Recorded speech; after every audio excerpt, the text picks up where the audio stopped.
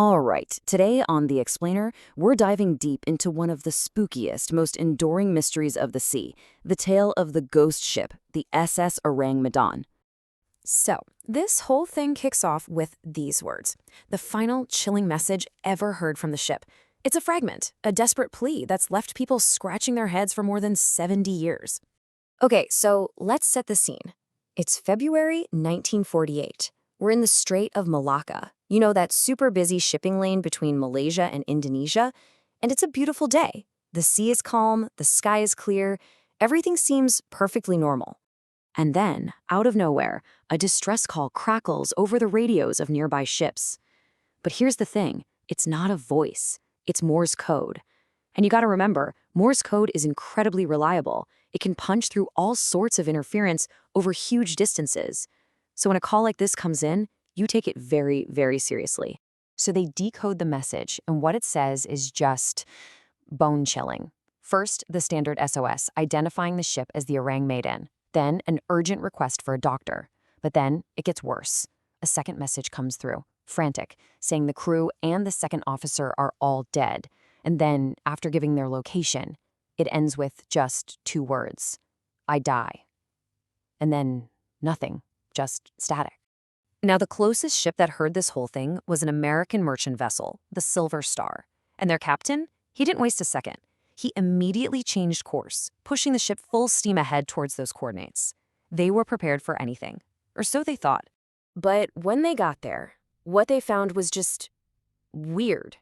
The Orang Medan was just floating there. No damage, no smoke, no fire, nothing. It looked perfectly fine, but it was completely, eerily silent. The Silver Star crew is blasting their horns, shouting over loudspeakers, and all they get back is the sound of the waves. Super creepy. Okay, so they had to find out what was going on. They put together a boarding party to go check out this silent ship. And the moment they set foot on that deck, they walked right into a nightmare. A scene so horrific it would probably haunt them forever. The entire crew was dead, just everywhere, scattered all over the decks and the bridge. And the way they died, it's the stuff of horror movies. Every single person, even the ship's dog, was frozen with this look of pure terror on their face. Eyes wide open, mouths agape, arms reaching out like they were trying to fight something off. But here's the kicker. There were no injuries, no wounds, no sign of a fight, just pure, unexplained terror. And then they get to the radio room, and there he is, the guy who sent the SOS message. He's dead too, slumped over his gear. And his fingers, they're still on the Morse code key. Like, he literally died the second he sent that last word. So, the captain of the Silver Star is completely freaked out, but knows he has to do something. The plan is to tow this ghost ship to the nearest port and figure out what the heck happened. But just as his crew starts to hook up the tow lines, smoke starts pouring out from deep inside the Orang Medan, specifically from cargo hold number 4. And this fire wasn't normal. It spread like crazy, way too fast. The boarding party barely had time to scramble back to their own boat before, boom, a huge explosion just tears the Orang Medan apart. It went down fast, taking the entire crew and any evidence with it, leaving absolutely zero physical proof behind. So, that leaves us with the big question, right? What in the world happened to the SS Orang Medan? The ship is gone, the bodies are gone, all that's left is the story told by the crew of the Silver Star. How do you even begin to explain something so strange and so violent? Right away, the investigation hits a massive brick wall. The first thing you do is check the official records, right? You look in Lloyd's shipping register, which is like the Bible for all merchant ships, and nothing. No record of an SS Orang Medan. Officially, this ship didn't even exist. Okay, so this lack of records leads us to theory number 1, which is probably the most straightforward.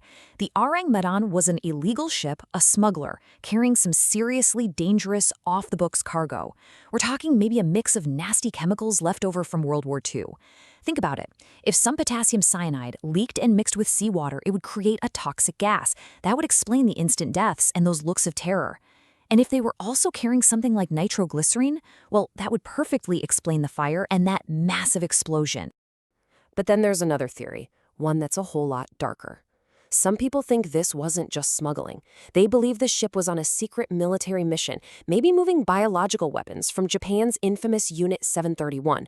I mean, this was a group that did unspeakable human experiments during the war. If some kind of nerve agent they created leaked, that could absolutely explain the bizarre instant deaths. And of course, for a secret mission like that, you'd need an unregistered ship. And if you thought it couldn't get any weirder, you'd be wrong. Fast forward decades. In 2003, the CIA declassifies a letter that they got way back in 1958. And this letter lays out the whole Orang Medan story in detail. The fact that the CIA held on to this and kept it secret for 45 years, well, that tells you this wasn't just some forgotten sea story. It was on the radar of some very powerful people.